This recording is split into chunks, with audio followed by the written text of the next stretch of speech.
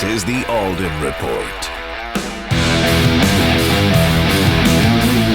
Hey, it's Mike Alden. I know you're going to love this next episode of the Alden Report with Trey Lewellen. He gives us amazing knowledge and information about the world of e-commerce, about how to advertise online, about how to grow your business online, how to scale your business online, whether it be Facebook marketing, whether it be, traditional just pay-per-click marketing, whatever it is, this guy's been doing it, and the information he gives, quite frankly, people pay thousands and thousands of dollars for. But before we do, I want to introduce you to our sponsor, Wicked Drones, the WCKD.drones.com. If you're in the construction business, if you're in the insurance business, if you're in the inspection services business, maybe you have a search and rescue operation that you need to partake on. Maybe you're just in the real estate business, or maybe you just want to have, an athletic event filmed. Then check out the guys at wickeddrones.com. That's WCKD.drones.com. Tell them that Mike Alden sent you, and I can guarantee you this: the service that they provide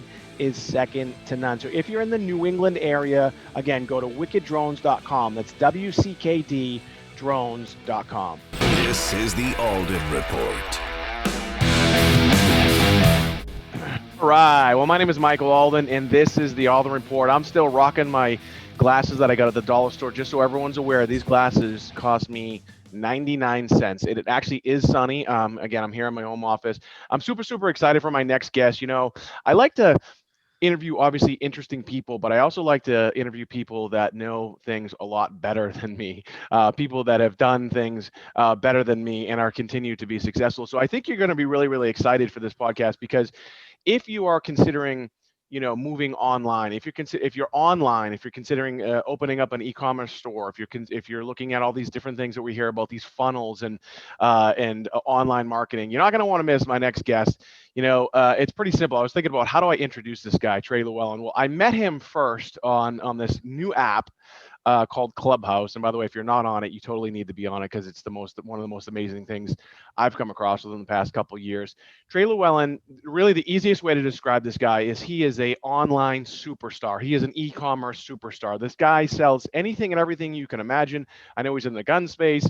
He sells pretty much anything you can imagine that you want. This guy has probably been behind it. So we're going to talk. I'm going to try and get all of his secrets. I want to know how he does it. I want to know what sort of money he's making. I'm going to ask him all the questions a lot of people might not have asked him before. So please help me welcome Trey Lewellen. Trey, thanks so much for being my guest. Yeah, man. I must have said something like really smart for you to have me on here on that Clubhouse app. I appreciate it.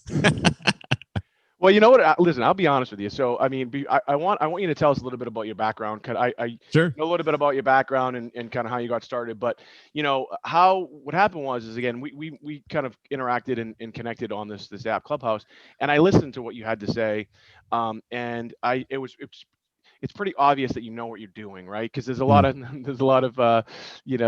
people out there that are just kind of faking it until they make it, and they're just faking it pretty much the entire time.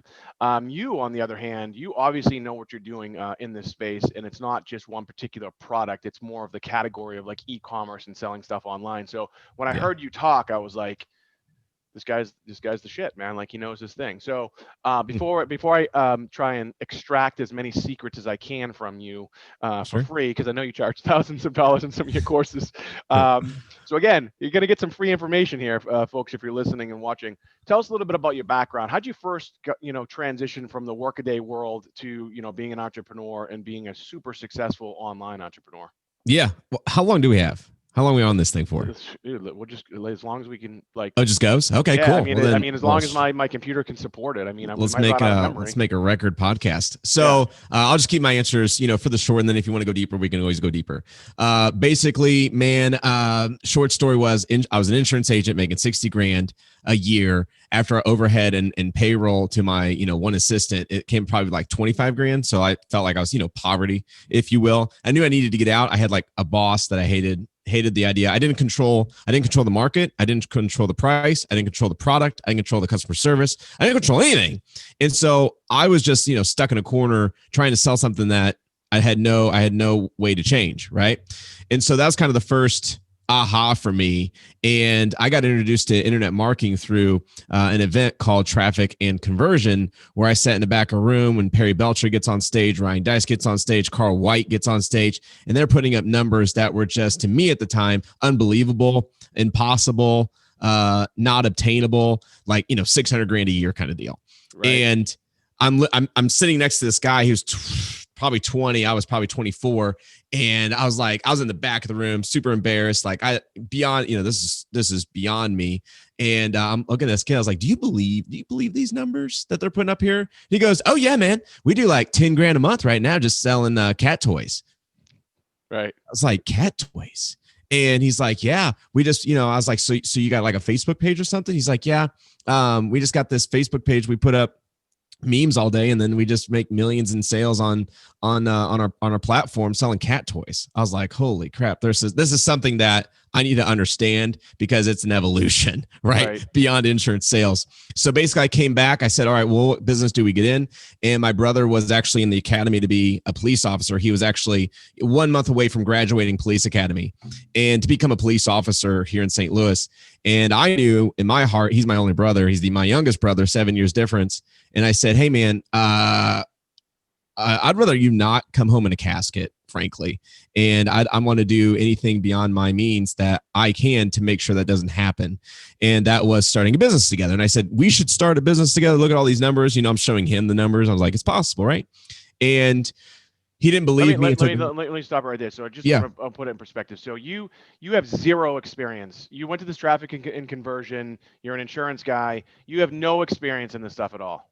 Right? That's right. I have nothing. Right. Zero. All right. So, but you said to your brother, listen, let's do it. Let's start a business. So I think that's important, because, a lot of people, on this Clubhouse app, a lot of people, they don't know, they want to start, but they just never do. But you started. So that's important, right? Especially in entrepreneurship. You said, hey, you know what? Like you said, let's make a run at it. All right. So keep going. So you and your brother, you started this business.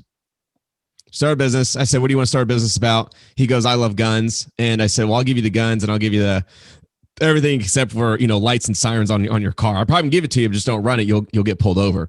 And we'll just go after that. I'll be the marketing guy. You be the gun guy. Like, everything about guns. So that's kind of how we got in the gun niche. This was back, 8 years ago now, when Facebook was actually allowing Facebook fan page profiles to get just, ridiculous viral reach, just kind of like Clubhouse is right now, like Periscope was, like, all the first app traditions. Sure. We got on Facebook, we created a page, and we had, I think 100,000 followers within, probably 3 or 4 months, just from people liking our content. We just put up memes. Then I watched a webinar that Tanner Larson, we've become really good friends now, but I don't know if you know him, Tanner Larson, who I've also met on this app, and I think I might even have him booked on the podcast as well. But yeah, keep going. Yeah. Oh, great. Yeah. He'll be hilarious to have on. We can battle it. So basically, Tanner Larson put up a webinar and just a training on how he was selling T-shirts online using a platform called Teespring, TESPRING.com. Yep. And he's like, dude, I just put phrases on the T-shirts. I put it to my fan page. It's all organic reach. It's all like crazy. And we made sales. I was like, holy smokes, we should do that. And I became a really big case study for Tanner, because we actually sold more T-shirts than he was selling. And he was the mentor. So that was pretty cool. We actually did something. And I want to stop you again. By the way, I'm a chronic interrupter. It's kind of my no, thing. do it. I'm good. So, because again, when I hear this stuff, for someone, again, for someone like yourself who really knows this stuff, and sometimes for me, I've been marketing on television for the past 20 years, so it's almost like I'm kind of new into this whole online space.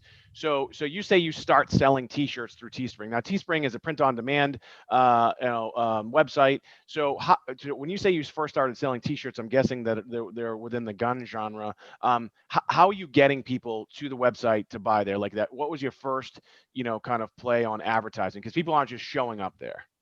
Yeah, that's true. I probably should take a step back. Like, just because you put up a T-shirt, what you think is cool doesn't mean people are going to buy it, right? Right. So a step back from that would be well, how did you know what T-shirts they would want to buy and what phrases they wanted to buy on the T-shirts? And taking it from that perspective, we were on that fan page. And what we would do is we would just go get memes in the gun space. So we got this meme that said, this was one that actually did really well. It was Glock, paper, scissors. So a gun being a Glock. So there's like an image of that. paper, scissors. Right. People thought it was hilarious and awesome. But that was a meme. We just started. You could find that meme if you Google image it now. And we just put gun memes. So we would take these gun memes that had phrases on them, put them in the fan page, and watch which ones went viral, which ones got the most likes, shares, comments, blah, blah, blah. That was kind of our radar to know this might go on a shirt really well. People might actually wear this. And so then we took that Glock paper scissors logo, that phrase, put it on a t-shirt, showed everybody the t-shirt, and said, we just simply asked in the Facebook fan page, will you buy this? ? And if the comments are like, yes, where do I buy it? How do I buy it? How much? Where do I get it? Like, what's the link? Then we know like we're onto something. And then we went into production at that point, which, there wasn't much production. It was just putting a phrase on a t-shirt and allowing Teespring to fulfill it. And that was the bonus on that piece. So how did you? So all those sales and that kind of your first foray into selling stuff online, all those sales were in fact just coming from your Facebook page without advertising, just based off of the meme and the fans there on the page. Like you weren't even advertising. That's right. At first, that got us to a point, right? That got us to making him know that he didn't have to work and making me understand that maybe I don't have to be in this insurance career my entire life. Like we were only doing maybe $5,000 or $7,000 a month at that time, just using the social perspective of the fan page. Was it just Facebook? I mean, because 8 years ago, I mean, Instagram wasn't. Instagram might have been around, but it wasn't doing much, and there really wasn't anything. I mean, obviously TikTok wasn't there, Snapchat wasn't there, Twitter was around, but not doing a lot either. So it's just Facebook. Yep, it's all just Facebook, the Facebook fan page, right. And then came out the credit card, right? Like, all right, so now how do we do ads? How do we do Facebook ads? And then how do we make sure that we're not overpaying and all that stuff? So that's when we started to really understand scale, profitability, KPIs, key performance indicators, and knowing like, all right, how much money can we put into Facebook before we actually go negative, for every transaction. Right. And so when you do that, when you start to, so you transition from, and by the way, just again, for those listening, I hope you're taking notes. I'm kind of taking notes a little bit over here. It's really interesting, what Trey was saying. So first you started out with a fan page. A fan page is just a page that you can create for free. You can do that on Facebook with whatever it is you want to talk about. Then he created content, essentially developed a following. Then he started marketing towards them. And then the next step was, all right, cool. Let's see if we can start advertising. And the interesting part about, again, what you're saying is it was like your research and development, right? You posted that meme, that t-shirt, asked the question. Again, it's kind of like what I would call like a copy test. So now, you say, like you said, we break out the credit card and we're going to start advertising on Facebook. Tell me a little bit about that beginning stages. Tell me about the mistakes that you made, the things that you learned, like right then and there, like don't do this or do this and things like that. Because by the way, I literally just had my Facebook ads account shut down like a couple days ago. I got on Clubhouse, and like everyone just told me that it's okay, it's normal, it's like a part of the process. It's like being indoctrinated into the Facebook world. So you got initiated. Yeah. So you start your Facebook advertising, and how'd that initially go? And I want to hit something real quick. Is the principles that I'm sharing with you are still valid today. It's just not a fan page anymore. It's a Facebook group. So you get the same viral and this can happen in the group, just like we did on the fan page. So that's not dead. Like it's just moved a little bit over to the right. Sure. So just know that this stuff still works really well. Again, too, like so Trey has a whole course. I mean, so if you did want some more, if you're listening right now and you want some more information about Trey Lewellen, you could just Google Trey Lewellen. It's spelled Lewellen. The first name is Trey, Trey. He's all over Facebook. He's on Instagram. You can find him there as well. So if you instantly, within these first couple of minutes, you're like, I want this guy, just go ahead and your website's TreyLewellen.com. You can find him there and learn a little bit more about what he's doing. Again, he charges thousands and thousands of dollars for this stuff, and he's giving it to us for free. So, and we're just getting started. So, all right, you start advertising on Facebook the first time. Tell me a little bit about that experience and what happened. So that's when we ran into the first limiting belief that I conquered. This was a challenge for me. Is I've never spent any money on a social media platform. I've never spent any money that doesn't give me an instant return, right? Like gas, I get gas. I go to the grocery store and I get a candy bar. And so now it's like, how do I put money into this website and it somehow gives me sales, and how much am I supposed to give it, right? And like most people, I gave it $10 a day because that's pretty much all I was comfortable with. So it was a huge comfort piece for me. Is I was super in my comfort zone. I didn't want to go out of that. I didn't want to break out of that. So we sat down and we started advertising $10 a day, and we're making sales. We're making great sales. I think we went from like $5,000 to maybe like $7,000 or so a month. That's a month in sales and Teespring sales. And that equated to probably profit wise of like $2,000 to $3,000, right? Which is ironic because that's pretty much the same amount of money I was making as an insurance agent. So I literally doubled my income. Okay. Right. So you could say that, which is kind of cool. But it wasn't like, oh, he became a millionaire overnight. That did not happen. There's a lot of struggles, a lot of limiting beliefs that I had to get through. And so all of this happened in and through, weaved into this is mentors, right? I invested in mentors that I could not afford. I invested all the time in mentors throughout this process. And this second piece here is very important and crucial to the entire success of where I am today. Is I sat down, I went to a mastermind. We were in Florida, and we sit down these guys are doing big numbers, like $300,000 a year, $1 million a year, 1.2. And I'm here, insurance agent, right? $60,000 a year. And so my time is to come, and they're going to say, what are you going to do a year? And I'm like, $50,000. So I was the littlest guy in the room, but this is the perfect room for me. And I sat down, and this guy, Satyan, you can check him out on my Facebook friends list. I always talk about him because he changed my life. Is Satyan basically sat me down, and it was a hypnosis. And he put me in a hypnosis of asking where I was and why I was limiting myself for spend. And this was interesting because on the surface level, I didn't think I was spending money because I was afraid to go in debt. That was surface level reason for me in my mind, in my little safe bubble. I didn't want to expand. What he was able to do was pull the layers back of the onion and reveal that it was way deeper than that. What it came out to be was I was not willing to spend money online on a credit card because I was afraid that my parents wouldn't love me anymore. Pretty crazy. And that was, hold on, that's deep. We don't have enough time for that, but maybe we'll have you back. We talk a little bit about that. Yeah. Maybe I'll talk to my therapist about it tomorrow, because that's when it was big. Okay. It was big. Right. After that session, we came back, and in the next 3 months, we did our biggest month, which was $117,000 in sales. So that shows you the power of just going beyond yourself, getting outside of your head. Because when you're in your head, as Tony Robbins says, you're dead.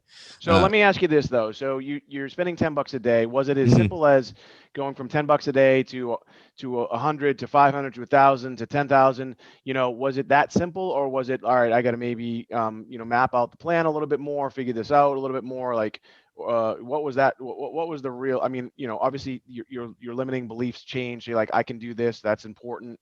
But mechanically, what happened next?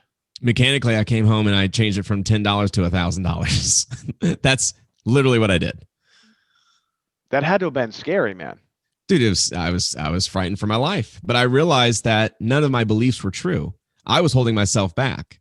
So all it took was me to move the needle in the Facebook ad spend at that time, right? And the scale was just unbelievable. This is in the days of Obama too. So people were scared for their guns, ammunition, their Second Amendment. So it really got reach, and Facebook hadn't yet put in provisions for the Second Amendment, for guns, for ammo. So it was a wide open blue ocean for us. Yeah, because now, like, you don't see that. You can't sell anything related to guns now, right? Nope. Yeah. All right. So let's fast forward to that part. So, are you staying within the niche of guns and the Second Amendment, in that whole genre? You're selling, anything and everything related to that. Obviously, you're not selling actual guns and ammunition because there were restrictions with that. But so when does the hammer drop, so to speak, where Facebook is like, you can't do this anymore? So we actually did sell guns and ammo. so Cliff, I didn't even know you could do that. Yeah, well, I'll tell you how we did it. We did it through Trojan horses. Okay. So basically, what happened was people were coming on our comments of the T-shirt ads, and they're saying, "Hey, my wife says I have too many of these T-shirts now. Can I buy something else?" And we were on a T-shirt frenzy. Like, we love T-shirts, makes us money. We're great. We weren't thinking bigger, and the customers made us think bigger. So then we had to move into physical products because the T-shirts at this point weren't being bought anymore. Like, we had spent, we had all the buyers, right? Right. And so that's why we had to move over to physical products. And at this time, we were just looking for things that we could sling. And how we did it was what's called arbitraged. We arbitraged through Amazon. I went to Amazon. I got a Prime account. I looked at products in our niche space, and then I looked at the price. I created at that time a very, very, very ugly looking website, and I just doubled the price of the item. So, for instance, we could buy this 10 sign on Amazon for, I think it was like $6, and it said due to ammo price increase. This is ammo, ammo shortage times, but due to ammo increase, there will be no warning shots. That was the sign. Bought it on Amazon for $5. We sold it for $12.95 on our website, and we ran Facebook ads to it. So when you say arbitrage too, so does that mean that you were? I mean, I know what it means, but were you again mechanically? Again, this is, I've got to be honest, in my own self-interest a little bit.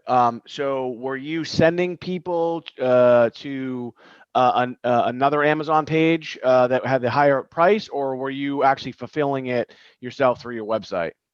Neither. Okay. So we were. I got to hear it. So we were building the website. They are putting their credit card through our website as if they were buying it from us. Right. Then I had an assistant that was sitting over here on a laptop. She would see the transaction come in. She would log into our Amazon account, purchase the product through our credit card, our Prime account, put in their shipping address, and ship it off. How did you were you able to change the invoice too? That's always the number one question. So with Prime, we always check the box. This is the gift. This is a gift. I like it. That's brilliant. But by the way, let me ask you this. Now, here we are today in 2021. Does that? I mean, I've heard that it works. Does it still work? Does that type of business still work? We still do it. I love it. We do it on a more extreme level though. So kind of to take it up a notch is we will test products before purchasing. Most of the stuff that we run is OEM, which means like it's untrademarked. Anybody can sell it, right. But it's always on Amazon first anyways. Like it's been invented out of China. Someone's selling on Amazon. So we'll roll the funnel out. We'll put the product on there, and if people buy, we'll just go grab it from Amazon and ship it to them still. And then that's kind of like our test case study if the product works. And then once we see a certain KPI hit, then we go out and we import, from China. We'll grab a load. How do you? So you're gonna definitely have some customers that Google or whatever, and they notice, man, I saw this thing for $6 and now on Amazon, and you sold it to me for 22. How do you handle that customer service scenario? Are you just saving the sale? Are you telling them to return it? What's going on there from the customer service side? I would say out of 1,000 purchases, we might get one call. That's it. Yeah, that doesn't happen. Really? Think about it. You go to the gas station and you don't argue with them at the battery cost when you know it's cheaper at Walmart. This is true, but I feel like online it happens a little bit more. At least it happens with us. I mean, I've seen it happen. They might price shop you at the time of purchase and go to Amazon and purchase, or they'll go to a different website and purchase. But that's just part of the deal. That probably happens. We can't track it, of course, because they're purchasing through other websites. But we try to name our products outside of the typical name of that product, right? So like for our flashlight that we're kind of known for, instead of just a high beam flashlight, we called it a tactical flashlight. We also gave it the name G700. So it's a G700 tactical flashlight. So when someone Googles that or types that into Amazon, well, we're the first one that pops up anyways.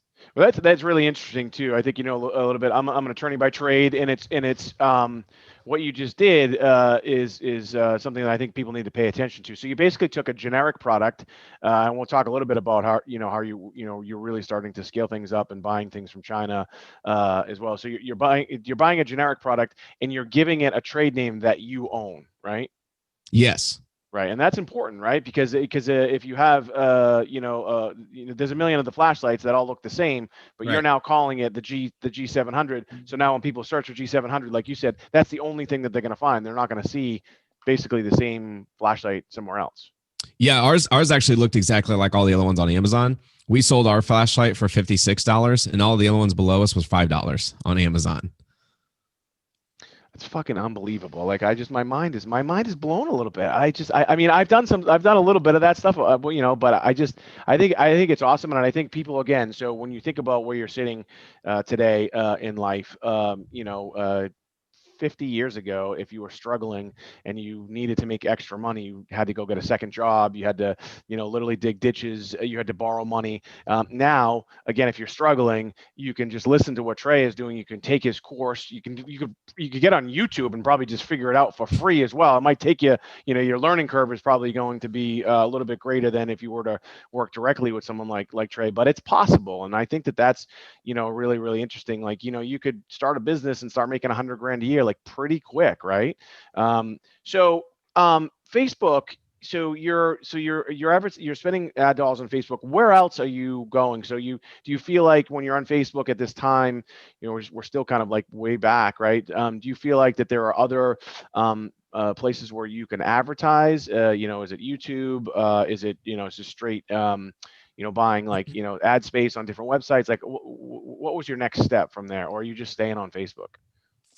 So yeah, I can walk you through that process. It's pretty substantial of how so like all these are like stair steps that we took, right? Like, t-shirts that got $100,000, like that was cool in a month. Like, holy smokes. It like, just to kind of give that perspective and persona is I was making $60,000 a year as an insurance agent. We did 117 in 1 month. We made what it takes me 2 years to do in 1 month. So I consider that a stepping stone. But as like, I've always tried to level up, like, how do you move that needle? How do you change the projection of your company? How do you grow substantially, right? And exponentially, which creates, all kinds of problems, but we can talk about that as well. But basically, how it all happened is we're now in the physical product space. We're learning how to sell physical products. We're learning how to, pitch and do a desire and write copy and whatnot, and like how a funnel works. But this was also the time when ClickFunnels came out, and we had started to build all of our product sales on ClickFunnels. And that's when I learned about this guy named Russell Brunson. And I was like, oh, it seems like a cool guy. And I listened to some of the stuff and I was like, seems like a really smart guy. And I was like, I probably should hire him as well. So again, mentors through the stages. But fun fact is we were so new and so fresh to what we needed. We had such a huge desire for it. I think we're the third person that signed up for ClickFunnels. Really? So if you ever look, we were like the number, like I think our user ID is like 3, versus 100,000 or whatever. So we've been with them since the beginning. We helped them start, but it changed our life because I'd like to tell you the story now is how it just blew up. So we did this flashlight. It was a flashlight. We put it online. We're selling it on Facebook, doing pretty good. And anyways, this is building a database of tactical guys, right? We're still in the Obama days, tactical dudes, like they're bunkered down. They're buying, all this stuff, and they're Second Amendment, like ready to go. So we're building this list. And as I'm building it, I remember this guy, Perry Belcher, he's on stage. And I said, hey, how can I get in front of that guy? Because that dude's smart. Like he was on stage talking massive numbers. I'd love to be a name that's in his Rolodex, right? That he knows of. And out of the 3,000 people in the room, like that's kind of hard to do. At the time, he was also running Survival Life. I think they still have it. But they were running like a credit card knife, free plus shipping, and some other trinkets. And it went really well with our database.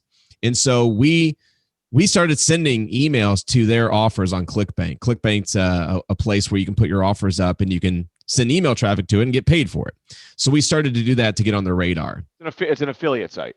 As an affiliate, yep. So we were an affiliate using our email list. And at the time, I think we got 3rd place on the first affiliate run. And Matt Swan, who was the affiliate manager, calls and he said, hey, congratulations, you won 3rd place. I think we won like 2 Mac computers, which was like $3,000 or something, which is pretty cool. But he's like, hey, where do you want me to ship the Mac computers? And I said, Matt, I don't want the computers, man. And he's like, oh, okay, well, what else? What can we get you? You want some gold? You want some, whatever. I said, actually, is it cool if I just have like a dinner with Perry Belcher in Texas? He goes, I'll check with Perry, see if that's cool. And I'll call you back. Call me back. He said, yeah, Perry's up for it. Come on down to Texas. We'll fly you in and we'll have you for dinner and fly you back out. I said, that'd be great. And what an amazing time. What an amazing experience to get a dinner, 3 hours with Perry Belcher and sit there and be like, dude, I was just taking notes, right? Like, I'm so new to this. I'm so feed me. I'm so open. Like, just feed me with your intelligence, asking him stupid questions, I'm sure. But like, I was just, glowing after that. And so we get back, 6 months goes by, and they hold another affiliate competition. And now in that time, from what I learned from him, we have a database of like 1.2 million emails at this point, just a large database. And I said, hey, Perry, we'd like to do this affiliate contest with you. They said, great. Matt Swan, we put in, we start running traffic, and Matt starts sending us emails, but he shows who's in first place, which was us, but he doesn't show by how much. It just showed like our username and then the affiliates underneath that. So we didn't know how close second place was, right? So we didn't know if we had to keep pushing. It's smart on their perspective, but at the point we had 6,000 transactions within like a 3-week span. It was a 5-week competition, and I called Matt. I was like, Matt, dude, we have 6,000 transactions. How close is second? He's like, not too close. I said, well, what's not too close? He's like, dude, they have like 2,000 transactions. I said, oh, we're way good. I was like, all right, cool. So I hung up the phone. I said, don't worry about sending those anymore. Let's move on to something else, because we had obviously won first place. And Matt Swan calls 3 days later. He goes, hey, I noticed that you're not pushing anymore. What advice can I give these other affiliates to push more? And so they push more. And I said, Matt, you're asking the wrong question. He goes, oh, well, what's the right question? I said, you should be asking me how I can push more. What would incentivize me to push more? He goes, oh, that is a great question. He goes, so what do I need to do? I said, give me a private jet. He goes, what? I said, I'll take a private jet from St. Louis to Las Vegas for a 3-day trip. If you can score that, I'll push. He goes, he laughs again. He's like, okay, I'll talk to Perry. So he calls him back 2 hours later and he goes, hey, we'll get you a private jet to Vegas and back for a 3-day trip if you do another 6,000 sales. I said, whew, okay. Get off the phone. I went up to my email guy. I said, hey, have you ever been on a private jet? He's like, nope. I said, me either. You want to be on one? He goes, sure. I said, well, here's what we got to do. We got to make 6,000 more sales. I was like, do you think you can do that? Do you think we can do that? Can I ask you a question? So with these sales, is it so just again, so people understand, so ClickBank is an affiliate network where people send traffic or they send sales to this affiliate network, and within that affiliate network, there's dozens, if not hundreds, maybe even thousands of different products and SKUs and categories, right? Where you as the marketer would get paid a commission based off of the sale that happens with the actual product owner. So that's how that model works. So these additional 6,000, and these first 6,000 transactions, same product that you're running, or same marketing campaign that you're running, or are you doing different marketing initiatives for different products? Yeah, so they had 6 products at the time. One was like a credit card knife. One was a compass. One was a bracelet. One was like a pin. So they had all like little different stuff, but it was all free plus shipping. So they're like little $6 transactions. Okay. So it's really easy to get conversions because it doesn't take much effort to get your credit card out for $7, right? So we're not selling hundreds of dollars of things. We're selling hundreds of or thousands of dollars of little things, okay, through emails. And so back to the story. 48 hours pass and we hit 12,000 sales. So we actually secured the private jet from Survival Life, which was pretty astonishing. So they awarded us a private jet to Vegas for 3 days for being their top affiliate for that affiliate competition. So we, outdid all the other affiliates, but we definitely burnt our email list by doing so, which was, that was for us. That's what we had to do. But I want to show you that led to something, and what that led to was, what the first concept was to get in front of Perry, right? And we got invited to a private event at Traffic Conversion called Survival Life, VIP or something like that. And I learned this question that everybody should understand and learn from Michael Mayer, 7 Levels of Communication, that said, when you ever go to an event or go to a party or get introduced to somebody, the number one question you should always ask is, who are the top 3 people in this room that I should talk to that could benefit me, or that, does similar things, like you and like me and you, Mike, like you do television, dude, let's roll. Like I would love to talk with you and do television, national TV. Like I've tried it before. It didn't work the greatest, but maybe we can do something big. But you would be like that guy that's referred to, and that makes an instant connection. 2 pieces happen. And when you ask that question, One, they always know. They always know because I usually go to either the host or whoever put it on, and I'll just ask them. I said, "Hey, who's the top 3 people? I do this. I'm looking for this. Who should I be introduced to?" And they'll tell you the 3 people. I always write them down. I said, "Okay, great, thanks." And I said, "By the way, can you do me a big favor? Is if you see that person, can you come grab me and just do a small introduction? Say, Trey, this is Mike. Mike, this is Trey. I think you guys should talk." When they do that, the authority association is so powerful because now I had Perry Belcher introducing me to top people in the VIP space. Mind you, there's 150 people at this event. For me to find those people in a haystack, I might find one, but not all 3. Well, that's, again, I just want to highlight what you just said. I mean, it's one of the greatest ways and the most effective ways to meet the person that you want to meet. If you just randomly walked up to him at that trade show, like if you're at the 10X conference and you just happen to see Grant Cardone walking out of the bathroom and you walk up to him, try to introduce yourself, it's not going to work. But if you knew somebody who was close to him and then they introduced you, that third party reference really builds, validity in who you are as well. So they're like, all right, if this guy knows him, then I'll talk to him. And by the way, the other thing too is you don't necessarily have to be close with the person who's introducing you, but what you did again is brilliant. And anybody can do that. So you go to the next trade show you go to, or right now we're on Clubhouse, which by the way, I think is going to destroy the trade show industry. I think guys like Cole Hatter and others might be nervous because I think that Clubhouse is probably better than this stuff because the amount of access you can get and how quickly you can grow. But again, it's the same thing. It's like how you and I connected, it's exactly what it was. I saw you, and how great you were. We connected really through a third party, which was the app itself, right? We didn't have a person do it. Then I reached out to you and you said yes, because you and I had shared a stage together. So we were kind of almost introduced as it was. But in the physical sense, guys, gals, everyone watching, listening, anybody can do this. It's so simple, but it's so effective. And it builds what I always talk about, connection capital. So you have that, you have those 3 people in the room. What happens next? What happened next was that next needle mover for our business. So Perry, one of the introductions he did was to this guy named Brian, and he goes, "You need to talk to Brian. He does what's called dedicated emails." I said, "Okay, what? I don't even know what that is." And basically, dedicated emails for those listeners right now is someone owns an email list. You pay them to send an offer on their behalf. So it comes from, like, let's say I called Victoria's Secret up and I said, "Hey, I got a tactical flashlight or a really good piece of lingerie that I think would really sell well. Can you send an email out selling my lingerie?" Right? So in this case, Brian had a list of, I don't know how much at that time, like 3 million, 5 million people on a list, big lists. And he just sends out these offers, including, our offer, which was the flashlight at the time. And we get on a phone call after this meeting. He introduced me, let's chat. We chatted later on and he goes, "Hey, we can do a test." He goes, "It's working. So it's working on Facebook." I said, "Yeah, it's working on Facebook really well, but we're kind of running out of, ad spend. Like we can't spend anymore. Facebook's not giving us the volume or the impressions. And so we're looking for other avenues," which you asked earlier, Mike, of, where else did you advertise? And that's kind of where Brian came in. He goes, "We can advertise with our email list." I said, "Perfect. How much?" He goes, "Well, we got to test it." I said, "All right, how much is the test?"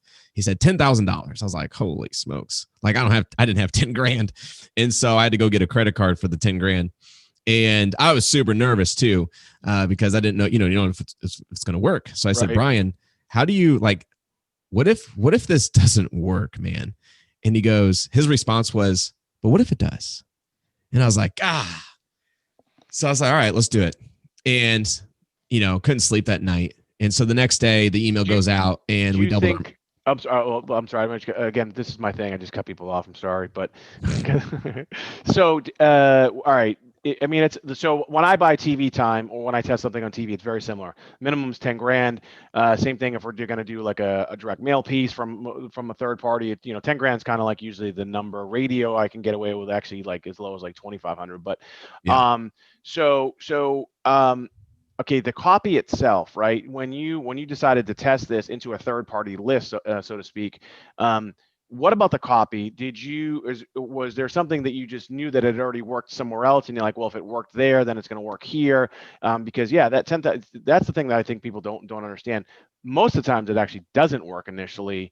Tell me about like the foresight and your strategy and planning into that copy before you sent that email out, because I think that's also super important that people need to pay attention to. I'm going to ask follow up one more thing. Is there one thing that you should definitely do when you're kind of testing that type of initiative? Dedicated emails. Yeah. The biggest thing that you can do, foresight, right? Always looking back, but the best thing you could do is test your email copy to your own list and see how it does first before going to someone else, like, Brian, because he's super big. And it's scary, $10,000, that's a lot of money. So I forgot what the question was. Oh, no. So, but then from there, so you did that. Well, the question really is like when you answered it in a way. The first thing you want to do is maybe test it to your warm audience, because if it works there, then you feel good about it. And then now you're testing it to a new audience that's not your audience, they're not your customers. I wouldn't say they're necessarily cold, but there could be. I remember what it was. You asked me how I did the copy, how I created the copy. Right. Mm-hmm. So you don't know, like I was just being Mr. Creative, and I don't know copy. I don't know creative. I'm not a copywriter. Still to this day, not a copywriter. People say that I am, but I'm like, no, there's other people that are super powers, right? Like they understand it. So mine was super funny, super just off the wall. And I had to go look at it, but it was something in the respect of, I said military, what did I say? New technology, or something like this. New technology that the military has released to the public. That's what our subject line was. Military technology now released to the public. That's what the subject line was. I can't remember that 8 years ago. And then I just wrote, I think maybe like a paragraph. It wasn't much, maybe 5 lines of basically, you're the first to beta test out this new military technology now available to the public, which is in this, it's this chip, it's this high powered LED light that is, over 700 lumens bright, and it will, it's blind. It's bright enough to blind any intruder.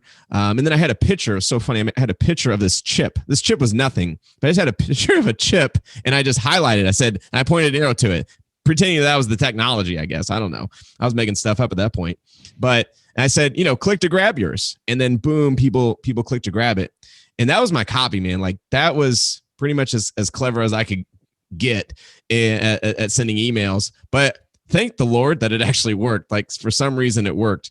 And when we did that first test in with Brian, it actually doubled our money. So we gave him 10, we got back 20, and we profited probably like $3 or $4 grand off of that. Now, you're at the point now where you're probably at it. You've been at it for a little while. The flashlights themselves, are you inventorying these flashlights, or are you just is it still a kind of almost back to the T-shirt where it's a ship on demand, print on demand? Are you shipping these things yourself, or are you shipping them out of a fulfillment center? We did. We had ours. Yeah. We basically had our own fulfillment center doing the flashlights. And this is when we get into like the real dirty stuff. Like this is when it gets bad and ugly. So fast forward from Brian, we did more emails with him, had lots of success, made a lot of money. Then asked Russell Brunson, what's next? He said affiliates. And so we went to work with an affiliate broker named W4 at the time, now DMS. And we worked with them, and they scaled that flashlight offer into the 30 million range over a course of like 3 months. And as an entrepreneur, someone who's like never done business, new to it, all I loved was seeing the Stripe account keep, going up and up and up. So that was great. But what I didn't understand was the ramifications that it caused. And that's kind of where your question is, when we scaled it and when we went past it, at that time, we had 15,000 inbound phone calls coming in per day. We had 70,000 orders backlogged for 60 days into February. These were Christmas gifts, by the way. So chargebacks were over 10%. Stripe held $1.6 million from us. So I could get into like some horror stories of like. I want to hear the horror stories, but I also want to just make it clear too. So you're in a reverse scenario where affiliates are sending you traffic. That's right. Before you be right, just so people understand.